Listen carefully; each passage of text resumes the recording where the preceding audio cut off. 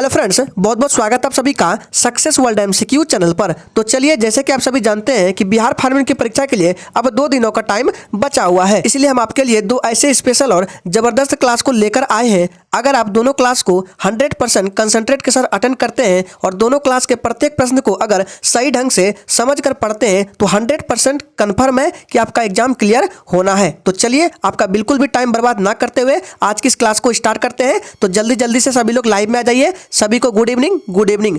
तो चलिए, आज की इस क्लास का पहला प्रश्न है, निम्नलिखित में से किसे मिस यूनिवर्स 2021 का ताज पहनाया गया है। ऑप्शन आपके सामने 4 दिए गए हैं और आपको प्रत्येक प्रश्न के लिए आंसर करने के लिए मैक्सिमम 5 सेकंड का टाइम भी दिया जाता है। इस प्रश्न पर आप लोग जितना स्टार लगाना चाहते हैं लगा लीजिए, क्योंकि ये प्रश्न आपके एग्जाम में 101% तक छपने की चांसेस है, इसलिए इस प्रश्न को रट लीजिए। तो इसका राइट आंसर जो भी बच्चे लाइव चैट में ऑप्शन बी को दे रहे हैं बिल्कुल सही जवाब देगा हरनाज संधू। याद रखिएगा, हरनाज संधू को मिस यूनिवर्स 2021 का ताज पहनाया गया है। मोस्ट इंपोर्टेंट प्रश्न है, फिर से बोल रहे हैं, इसको रट लीजिए। ऑप्शन 20 प्रश्न का बिल्कुल सही जवाब हो जाएगा। चलिए, इसी के साथ आगे बढ़ते हैं। आपका दूसरा प्रश्न है, किसे 57वें ज्ञानपीठ पुरस्कार 2021 से सम्मानित किया गया है। मोस्ट इंपोर्टेंट वीवीआई प्रश्न आपके एग्जाम के लिए, इस पर भी स्टार लगा रहे हैं, इसको विशेष रूप से ध्यान में रखना है। किसे 57वें ज्ञानपीठ पुरस्कार 2021 से सम्मानित किया गया है, तो इसका राइट आंसर क्या जाएगा जी, बिल्कुल ऑप्शन सी के साथ चला जाएगा, दामोदर मौर्य को। ऑप्शन सी इस प्रश्न का बिल्कुल सही जवाब देगा। इन्हें 57वें ज्ञानपीठ पुरस्कार 2021 से सम्मानित किया गया है। और जो ऑप्शन बी में नीलमणि फुकान, इनको 56वें, याद रखिएगा, इनको 56वें ज्ञानपीठ पुरस्कार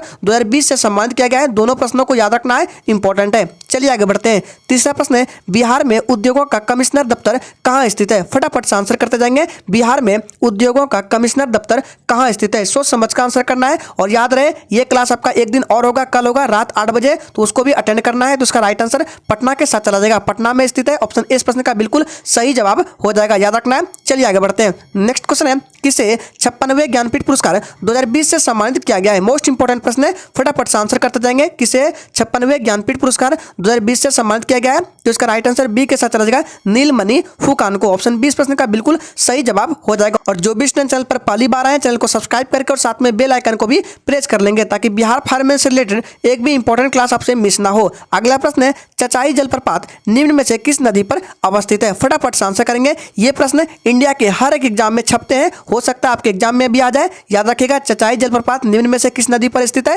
तो ये बीहड़ नदी पर स्थित है। ऑप्शन सी इस प्रश्न का बिल्कुल सही जवाब हो जाएगा। और ये किस राज्य में है, तो ये मध्य प्रदेश राज्य में, याद रखना इंपॉर्टेंट है। अगला प्रश्न है, मोहम्मद अली जिन्ना को हिंदू मुस्लिम एकता का दूत किसने कहा था। मोस्ट इंपॉर्टेंट प्रश्न है, आपको एक भी प्रश्न फालतू नहीं कराएंगे, सारे प्रश्न आपके एग्जाम से रिलेटेड होंगे। फटाफट से आंसर करते जाएंगे। मोहम्मद अली जिन्ना को हिंदू मुस्लिम एकता का दूत किसने कहा था, तो इसका राइट आंसर ऑप्शन क्या आ जाएगा, ए के साथ चला जाएगा, सरोजनी नायडू ने। ऑप्शन ए इस प्रश्न का बिल्कुल सही जवाब देगा, सरोजनी नायडू। ये भारतीय राष्ट्रीय कांग्रेस की पहली भारतीय महिला अध्यक्ष थी, याद रखना है। और जो एनी बेसेंट है, अगर आपसे पूछे सिर्फ भारतीय राष्ट्रीय कांग्रेस की पहली महिला अध्यक्ष पूछे तो एनी बेसेंट के साथ जाएंगे, लेकिन पहली भारतीय महिला अध्यक्ष पूछे तो सरोजनी नायडू के साथ जाएंगे। नेक्स्ट क्वेश्चन है, संविधान का अनुच्छेद 123 संबंधित है। फटाफट से आंसर करते जाएंगे लाइव चैट में। संविधान का अनुच्छेद 123 संबंधित है। प्रत्येक स्टूडेंट को प्रत्येक प्रश्न के आंसर करना है, ताकि आपका रिवीजन भी प्रॉपर हो सके। तो याद रखिएगा, संविधान का अनुच्छेद 123 किससे संबंधित है, तो राष्ट्रीय अध्यादेश से। ऑप्शन ए इस प्रश्न का बिल्कुल सही जवाब हो जाएगा। मोस्ट इंपोर्टेंट प्रश्न है। चलिए आगे बढ़ते हैं। आपका अगला प्रश्न है, कौन सा चुनाव भारत के चुनाव आयोग के चुनाव से संबंधित नहीं है। प्रश्न को सही से समझिए। बोला जा रहा है कि कौन सा चुनाव ऐसा है जो भारत के चुनाव आयोग से वो चुनाव संबंधित नहीं है, तो इसका राइट आंसर जो भी बच्चे लाइव चैट में सी को दे रहे हैं बिल्कुल सही जवाब है, राज्यों की पंचायतें और नगर पालिकाएं। याद रखिएगा, ये चुनाव भारत के चुनाव आयोग से संबंधित नहीं है। ये राज्यसभा, याद रखिएगा, ये चुनाव जो है राज्य चुनाव आयोग से संबंधित है, याद रखना इंपॉर्टेंट है। नेक्स्ट क्वेश्चन है, किस उच्च न्यायालय का न्यायिक क्षेत्र सबसे बड़ा है। मोस्ट इंपॉर्टेंट प्रश्न आपके एग्जाम के लिए। चलिए आंसर करेंगे, किस उच्च न्यायालय का न्यायिक क्षेत्र सबसे बड़ा है, तो इसका राइट आंसर क्या जाएगा जी, बिल्कुल बी के साथ चला जाएगा, गुवाहाटी उच्च न्यायालय। ऑप्शन 20 प्रश्न का बिल्कुल करेक्ट आंसर हो जाएगा। और फ्रेंड्स, अगर आपको किसी भी प्रश्न में थोड़ा भी डाउट होता है तो तुरंत आप कमेंट करके पूछ सकते हैं। नेक्स्ट क्वेश्चन है, निम्नलिखित में से कौन सी भाषा संविधान की 8वीं अनुसूची में नहीं है। सोच समझ कर आंसर करना है। चलिए, निम्न में से कौन सी भाषा संविधान की 8वीं अनुसूची में नहीं है, तो याद रखिएगा, इसका राइट आंसर जो बच्चे लाइव चैट में ए को दे रहे हैं बिल्कुल सही जवाब है, फारसी। ऑप्शन ए इस प्रश्न का बिल्कुल सही जवाब हो जाएगा। आपका नेक्स्ट क्वेश्चन है, पुनर्गठन के परिणाम स्वरूप वर्ष 1947 में संविधान सभा के सदस्यों की संख्या कितनी थी। फटाफट से आंसर करेंगे। पूछा जा रहा है, पुनर्गठन के परिणाम स्वरूप वर्ष 1947 में संविधान सभा के सदस्यों की संख्या कितनी थी? तो इसका राइट आंसर क्या जाएगा? ऑप्शन सी के साथ चला जाएगा 299। ऑप्शन सी इस प्रश्न का बिल्कुल सही जवाब हो जाएगा। आपका अगला प्रश्न है, अल्पसंख्यकों के हितों की रक्षा के लिए कौन सा अनुच्छेद है? फटाफट से आंसर करते जाएंगे। और फ्रेंड्स, अगर आपको ये सेशन अच्छा लग रहा है तो सभी लोग दिल से एक बार सेशन को लाइक करेंगे और अपने एक मित्रों के साथ इस सेशन को जरूर शेयर करेंगे। तो इसका राइट आंसर क्या जाएगा? जी बिल्कुल ऑप्शन सी के साथ चला जाएगा अनुच्छेद 29 में। ऑप्शन सी इस प्रश्न का बिल्कुल करेक्ट आंसर है। मोस्ट इंपॉर्टेंट प्रश्न आपके एग्जाम के लिए। चलिए आगे बढ़ते हैं। आपका अगला प्रश्न है, मनी बिल जो है ये केवल पेश किया जा सकता है, किसमें पेश किया जा सकता है? लोकसभा में, राज्यसभा में, दोनों सदनों का संयुक्त में, सत्र में, या इनमें से कोई नहीं? तो इसका राइट आंसर क्या जाएगा? जी बिल्कुल ए के साथ चला जाएगा। मनी बिल को केवल लोकसभा में पेश किया जा सकता है, याद रखिएगा। और मनी बिल जो है ये अनुच्छेद 110 में वर्णित किया गया है। मनी बिल के बारे में याद रखना इंपॉर्टेंट है। चलिए आगे बढ़ते हैं। अगला प्रश्न है, भारतीय संसद के ऊपरी सदन को क्या कहा जाता है? फटाफट से आंसर करेंगे। भारतीय संसद के ऊपरी सदन को क्या कहा जाता है? तो इसका राइट आंसर क्या जाएगा? जी बिल्कुल एक के साथ चला जाएगा। राज्यसभा के नाम से जानते हैं भारतीय संसद के ऊपरी सदन को। और राज्यसभा जो है इसको अस्थायी सदन के नाम से भी जानते हैं, जो कि अनुच्छेद 80 में इसका वर्णन किया गया है। अगला प्रश्न है, वह कौन सा सदन है जिसका अध्यक्ष उस सदन का सदस्य नहीं होता है? फटाफट से आंसर करते जाएंगे। वह कौन सा सदन है जिसका अध्यक्ष जो है उस सदन का सदस्य नहीं होता है? तो इसका राइट आंसर क्या जाएगा? जी बिल्कुल सी के साथ चला जाएगा राज्यसभा। ऑप्शन सी इस प्रश्न का बिल्कुल करेक्ट आंसर हो जाएगा। नेक्स्ट क्वेश्चन है, भारत सरकार का वित्त विधेयक प्रस्तुत किया जाता है? फटाफट से आंसर करेंगे। किस सदन में प्रस्तुत किया जाता है भारत सरकार का वित्त विधेयक? तो इसका राइट आंसर क्या जाएगा? जी बिल्कुल इसका राइट आंसर, जो भी बच्चे लाइव चैट में ऑप्शन सी को दे रहे हैं, बिल्कुल सही जवाब है निचला सदन में। याद रखिएगा ऑप्शन सी इस प्रश्न का बिल्कुल सही जवाब हो जाएगा। और भारत का जो वित्त विधेयक है, जिसको हम बोलते हैं फाइनेंस बिल के नाम से जानते हैं, वित्त विधेयक को याद रखिएगा। और ये अनुच्छेद 117 में वर्णित है। मोस्ट इंपॉर्टेंट है, याद रखना है। नेक्स्ट क्वेश्चन है, भारतीय नागरिकता कितने तरीकों से प्राप्त की जाती है? फटाफट से आंसर करेंगे। भारतीय नागरिकता कितने तरीकों से प्राप्त की जा सकती है? मोस्ट इंपॉर्टेंट क्लास है, इसलिए सेशन में अंत तक बने रहना है। तो याद रखिएगा भारतीय नागरिकता कितने तरीकों से प्राप्त की जाती है? तो 5 तरीकों से। ऑप्शन ए इस प्रश्न का बिल्कुल सही जवाब हो जाएगा। आपका अगला प्रश्न है, भारत के राष्ट्रपति के चुनाव में विवाद का मामला किसके पास भेजा जा सकता है? फटाफट से आंसर करेंगे। बोला जा रहा है भारत के राष्ट्रपति के चुनाव में जो विवाद होता है उसका मामला किसके पास भेजा जा सकता है? तो उसका राइट आंसर क्या जाएगा? भारत का सर्वोच्च न्यायालय के पास। ऑप्शन ए इस प्रश्न का बिल्कुल सही जवाब हो जाएगा। सभी प्रश्न आपके एग्जाम से रिलेटेड है, सभी प्रश्नों को याद रखना है। नेक्स्ट है, भारत में संघ की सभी कार्यकारी शक्तियां अंततः निहित होती है, किसमें निहित होती है? फटाफट से आंसर करेंगे। सोच समझ कर आंसर करना है। चलिए तो याद रखना इसका राइट आंसर, जो भी बच्चे लाइव चैट में ऑप्शन सी को दे रहे हैं, बिल्कुल सही जवाब है राष्ट्रपति में। ऑप्शन सी इस प्रश्न का बिल्कुल सही जवाब हो जाएगा। राष्ट्रपति जो है कार्यपालिका प्रमुख भी होते हैं, याद रखना है। अगला प्रश्न है, जय गोपाल के साथ भगत सिंह, राजगुरु और सुखदेव निम्न में से किस षड्यंत्र केस में शामिल थे? फटाफट से आंसर करेंगे। सारे प्रश्न आपके एग्जाम में छपने वाले हैं, इसलिए आप सेशन में एंड तक जरूर बने रहना है। तो इसका राइट आंसर क्या जाएगा? जी बिल्कुल लाहौर षड्यंत्र केस, याद रखिएगा लाहौर षड्यंत्र केस। ऑप्शन बी इस प्रश्न का बिल्कुल सही जवाब हो जाएगा, याद रखना है। और यह कब हुआ था लाहौर षड्यंत्र केस? तो 1929 ईस्वी में, याद रखना है इस डेट को, 1929 ईस्वी में लाहौर षड्यंत्र केस हुआ था। अगला प्रश्न है, निम्न स्वदेश बंधु समिति में से कौन है? फटाफट से आंसर करेंगे कि निम्न में से स्वदेश बंधु समिति में से कौन है? फटाफट से आंसर करेंगे। चलिए तो 21 का राइट आंसर, जो भी बच्चे लाइव चैट में क्या दे रहे हैं, याद रखिएगा ए को बिल्कुल सही जवाब देगा अश्विनी कुमार दत्ता, याद रखना है इंपॉर्टेंट है। अगला प्रश्न है, निम्न तारीखों में से किस पर गांधी इरविन संधि पर हस्ताक्षर किए गए थे? फटाफट से आंसर करेंगे। निम्न तारीखों में से किस पर गांधी इरविन संधि पर हस्ताक्षर किए गए थे? तो इसका राइट आंसर, जो भी बच्चे ए को दे रहे हैं, बिल्कुल सही जवाब है 5 मार्च 1931, याद रखना है। ऑप्शन ए इस प्रश्न का बिल्कुल सही जवाब हो जाएगा। गांधी इरविन समझौता को दिल्ली समझौता के नाम से भी जाना जाता है, याद रखना इंपॉर्टेंट है। अगला प्रश्न है, किस पार्टी ने 3 जुलाई 1947 को भारत के विभाजन के खिलाफ काला दिवस मनाया? मोस्ट इंपॉर्टेंट प्रश्न आपके एग्जाम के लिए, इस पर भी स्टार लगा रहे हैं, हो सकता है ये भी प्रश्न आपके एग्जाम में छप जाए। किस पार्टी ने 3 जुलाई 1947 को भारत के विभाजन के खिलाफ काला दिवस मनाया? तो इसका राइट आंसर क्या जाएगा? जी बिल्कुल हिंदू महासभा। ऑप्शन सी इस प्रश्न का बिल्कुल सही जवाब हो जाएगा। इंपॉर्टेंट प्रश्न है, याद रखना है। अगला प्रश्न है, कंपनी नियम के दौरान हिंदू विधवा पुनर्विवाह अधिनियम का मसौदा तैयार किया गया था, किसके द्वारा किया गया था? फटाफट से आंसर करेंगे। चलिए आपका टाइम खत्म होता है। तो 24 का राइट आंसर, जो भी बच्चे लाइव चैट में ऑप्शन बी को दे रहे हैं, बिल्कुल सही जवाब दे रहे हैं आप लोग, लॉर्ड डलहौजी। ऑप्शन बी इस प्रश्न का बिल्कुल सही जवाब है। चलिए आगे बढ़ते हैं। नेक्स्ट क्वेश्चन है, भारतीय राष्ट्रीय कांग्रेस एक भीख मांगने वाला संस्थान है, यह किसने कहा था? मोस्ट इंपॉर्टेंट प्रश्न आपके एग्जाम के लिए। चलिए आंसर करेंगे। भारतीय राष्ट्रीय कांग्रेस एक भीख मांगने वाला संस्थान है, यह किसने कहा था? तो इसका राइट आंसर सी के साथ चला जाएगा, अरविंदो घोष ने। ऑप्शन सी इस प्रश्न का बिल्कुल सही जवाब हो जाएगा। मोस्ट इंपॉर्टेंट प्रश्न है, याद रखना है। चलिए इसी के साथ आगे बढ़ते हैं। आपका नेक्स्ट क्वेश्चन है, आर्य समाज किसके द्वारा स्थापित किया गया था? यह प्रश्न इजी है, कई बार इस प्रश्न को क्लास में करा चुके हैं। आर्य समाज किसके द्वारा स्थापित किया गया था? तो दयानंद सरस्वती के द्वारा। ऑप्शन बी इस प्रश्न का बिल्कुल सही जवाब हो जाएगा। कब किया गया था? तो 1875 ईस्वी में बंबई में, याद रखना है।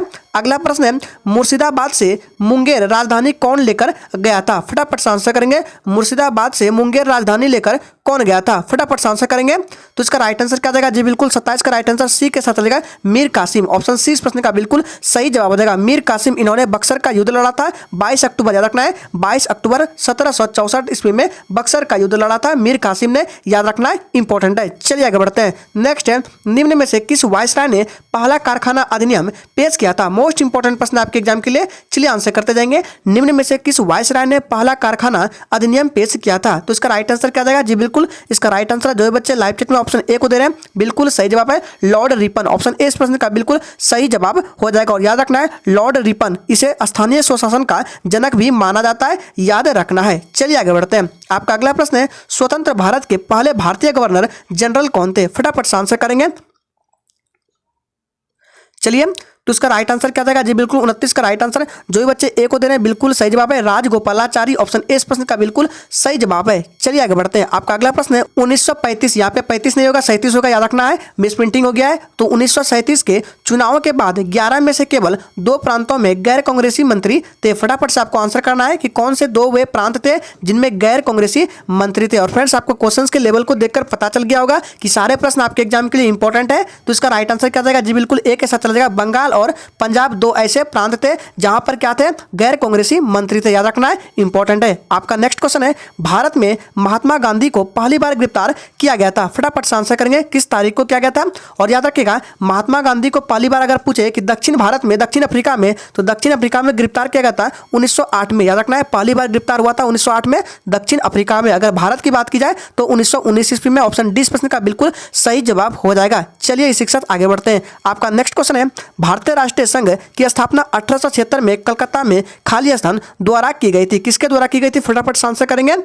इसलिए जो भी स्टूडेंट चैनल पर पहली बार आए हैं, चैनल को सब्सक्राइब करके और साथ में बेल आइकन को भी प्रेस कर लेंगे ताकि एक भी इंपॉर्टेंट क्लास आपसे मिस ना हो। तो इसका राइट आंसर बी के साथ चला जाएगा, आनंद मोहन बोस। ऑप्शन बी इस प्रश्न का बिल्कुल सही जवाब है। चलिए आगे बढ़ते हैं। नेक्स्ट क्वेश्चन है, प्लासी की लड़ाई जो कि 1757 में हुआ था, अंग्रेजी सेना का नेतृत्व किसने किया था? फटाफट से आंसर करेंगे। यहां से आपके 2 प्रश्न बनते हैं, एक प्लासी की लड़ाई और दूसरा बक्सर की लड़ाई। तो याद रखिएगा, प्लासी की लड़ाई जो कि 1757 में हुआ था, अंग्रेजी सेना का नेतृत्व किसने किया था? तो रॉबर्ट क्लाइव ने। ऑप्शन ए इस प्रश्न का बिल्कुल सही जवाब हो जाएगा। याद रखना है, प्लासी की लड़ाई कब? तो 23 जून 1757 को। दूसरा प्रश्न है रिलेटेड है, बक्सर का युद्ध 1764 में अंग्रेजी सेना का नेतृत्व किसने किया था? दोनों प्रश्नों को याद रखना है, प्लासी का युद्ध और बक्सर के युद्ध में अंग्रेजी सेना का नेतृत्व किसने किया था? अगर बक्सर की बात करें तो इसका राइट आंसर क्या जाएगा? हेक्टर मुनरो ने। और प्लासी में किसने किया था? रॉबर्ट क्लाइव ने। ऑप्शन सी इस प्रश्न का बिल्कुल सही जवाब देगा। बक्सर का युद्ध कब हुआ था? तो 1900 याद रखिएगा 1700 कब रखिएगा? 22 अक्टूबर 1764 ईस्वी में। चलिए आगे बढ़ते हैं। नेक्स्ट क्वेश्चन है, तीसरे आंग्ल मैसूर युद्ध को रोकने के लिए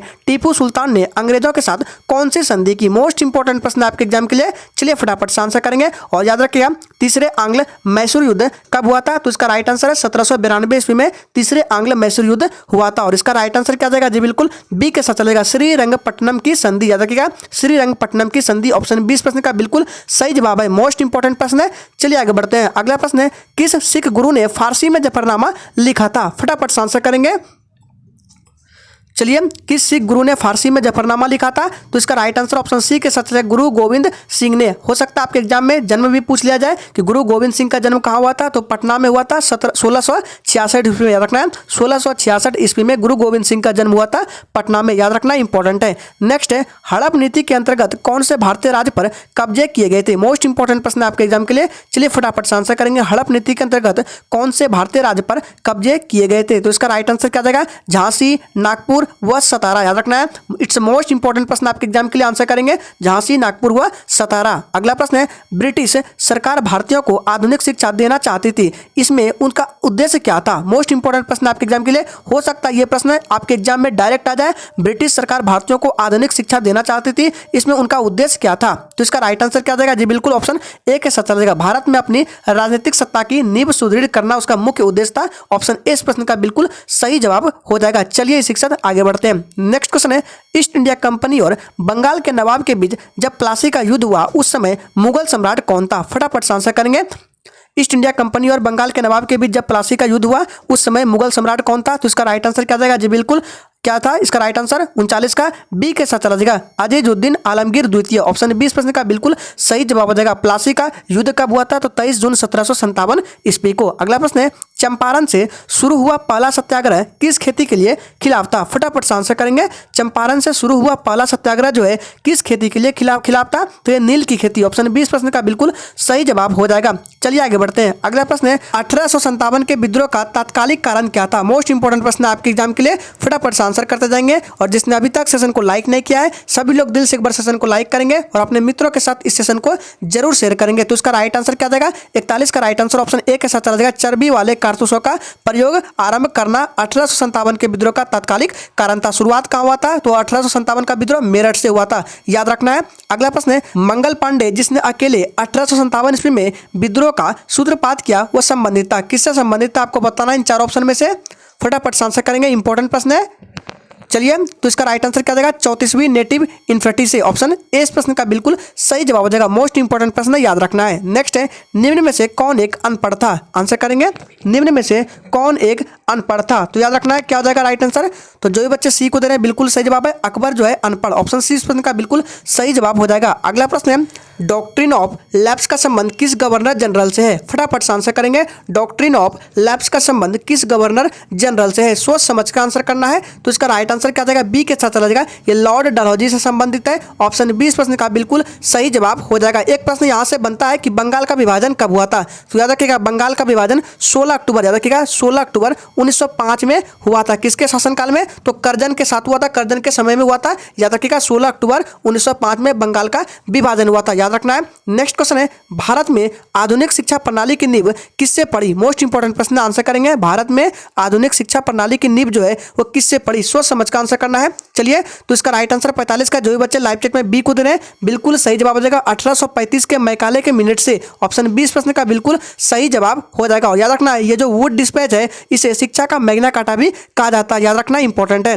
नेक्स्ट है, भारत में ईस्ट इंडिया कंपनी की सफलता का राज क्या था? फटाफट से आंसर करेंगे। भारत में ईस्ट इंडिया कंपनी की सफलता का राज क्या था? तो याद रखना है क्या हो जाएगा, राज क्या था? तो भारत में राष्ट्रीय भावना की कमी थी, भारत कंपनी की सेना को पश्चिमी प्रशिक्षण मिला था तथा उनके पास आधुनिक हथियार थे, यह भी कारण था। तीसरा कारण था, भारतीय सैनिकों में राष्ट्रीय भावना का अभाव था। इसलिए राइट आंसर डी के साथ चला जाएगा, उपयुक्त सभी, याद रखना है। इट्स मोस्ट इंपॉर्टेंट प्रश्न आपके एग्जाम के लिए। नेक्स्ट है, सती प्रथा का अंत करने तथा ठगी को समाप्त करने का श्रेय किसको जाता है? फटाफट से आंसर करेंगे, सोच समझ का आंसर करना है। चलिए तो इसका राइट आंसर क्या जाएगा? याद रखिएगा 47 का राइट आंसर, जो भी बच्चे लाइव चैट में ऑप्शन बी को दे रहे हैं बिल्कुल सही जवाब है, Lord William Bentinck. Option B इस प्रश्न का बिल्कुल सही जवाब हो जाएगा। चलिए आगे बढ़ते हैं। नेक्स्ट है, वायसराय के शासन के दौरान पहली बार भारत के 11 राज्यों में चुनाव हुए थे। फटाफट से आंसर करेंगे, किस वायसराय के शासन के दौरान पहली बार भारत के 11 राज्यों में चुनाव हुए? तो इसका राइट आंसर क्या जाएगा जी? बिल्कुल